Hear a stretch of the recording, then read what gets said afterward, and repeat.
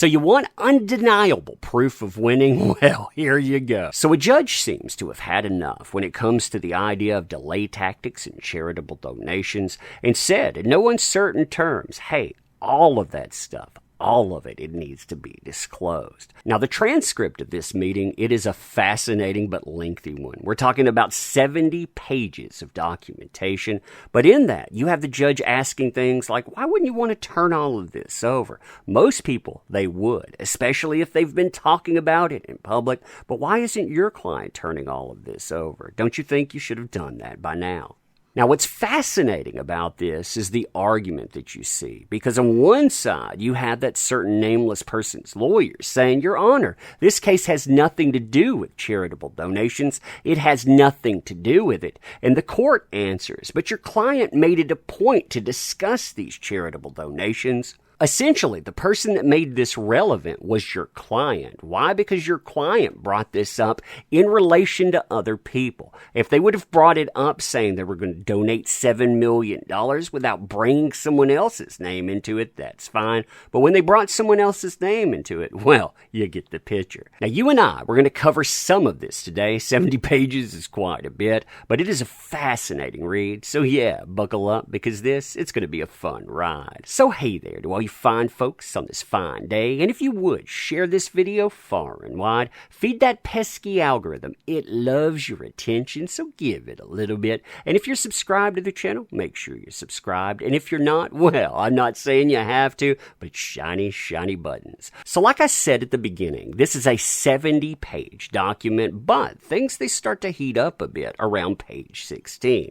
This is when the court starts asking about public statements, saying, there are news articles attached to this argument. Are you folks denying for that certain nameless person that any of these statements were made? Now, that certain nameless person's team obviously does not deny that. And the court says, the issue here, it's not about public statements. It's not about whether or not charitable donations were brought up, but charitable donations being brought up in the same statements about JD, about accosting, that's the word I'm going to use, and so on. Quote, it would have been one thing if she, number one, had never made any statements about charitable donations to the Children's Hospital. If she never made a public statement, your motion may have been granted.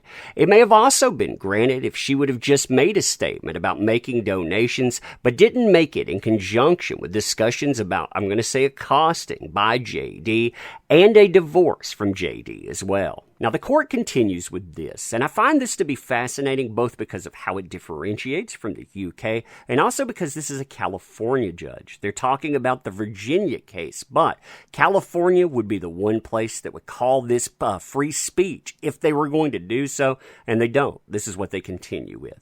I think one of my concerns is, and what JD's counsel argues, is that your client has, in the public domain, made statements about JD, negative statements about JD, statements about, I'm getting divorced from JD because of, treatment that I received from him, and as a result of that, I'm going to be donating monies to the Children's Hospital. I don't want to keep the money. I'm going to be donating it, and I want to help other people. Now, the argument that's returned here is that this isn't relevant. The case itself has to do with defamation, not charitable donations, and you can see some of this play out here.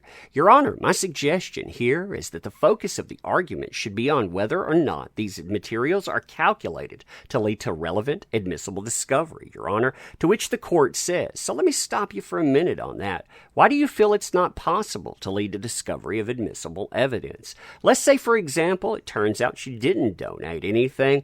Why is JD's counsel not entitled to explore if she even made these donations? Now, this argument of relevance, it continues for quite some time, and you see exchanges like this. Your Honor, this case has nothing to do with charitable donations. It has nothing to do with it. To which the judge replies, but your client made it a point to discuss charitable donations as she was discussing what she believes was, negative treatment by JD, as well as the necessity to divorce him for that. And as I said, if she made a public statement about, I'm going to donate $7 million to Children's Hospital, and didn't mention JD and didn't mention her divorce, I would be granting this motion to quash. Basically, I would let you shut down any subpoena about any of this stuff. But she did it in conjunction with talking about JD and talking about her divorce. And I agree with the lawyer here that she's basically put it at issue here. AKA, she brought it up. She made it. Now, the judge, they seem to get fed up and pretty quickly with some of the arguments coming up, like this one, for example, the less intrusive means argument.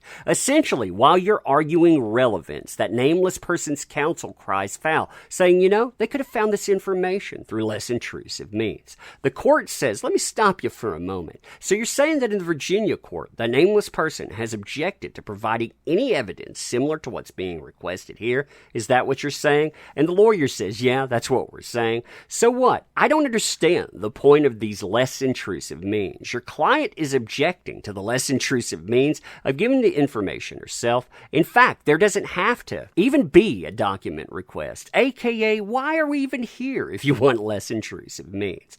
Oftentimes I have cases where counsel just say, here, let us give you the documents as opposed to bothering Children's Hospital. That nameless person will give you her communications with Children's Hospital about the donation itself, a copy of the check, any emails about it she had with the Children's Hospital. Here you go. Let's not bother Children's Hospital. We're going to give it to you instead. I don't see any of the papers here where that nameless person has agreed to do that, either by way of formal discovery or non-formal discovery. So what is the less intrusive means? You're saying they have to move to compel in Virginia and go that route. Is that what you're trying to say? They say, yeah, that's what we're trying to say. And the court responds, well, okay, I don't agree. That doesn't seem happy with this argument, does it? Now it's plainly evident in exchanges like this too, where even the nameless person's counsel is saying, Your Honor, I'm trying to do that. I'm trying to close this up. I'm trying to present my side, but I'm not being allowed to give my arguments here, aka you won't let me speak, Your Honor, and that's not fair. The court says, well, I've been asking you questions, so that's what oral argument is. Sometimes the court is going to interrupt you because I have questions about what you're saying. You just said she had a privacy interest, but yet she didn't make it private when she announced to various media outlets what she was doing with respect to her, I'm going to use the word accosting, alleged accosting, and divorce from JD. Now the lawyer responds, but those aren't the issues of the case, Your Honor. And the court says, okay, well, I'll give you 2 minutes. You can do whatever you want. I'm not going to ask you any more questions. Why don't you go ahead?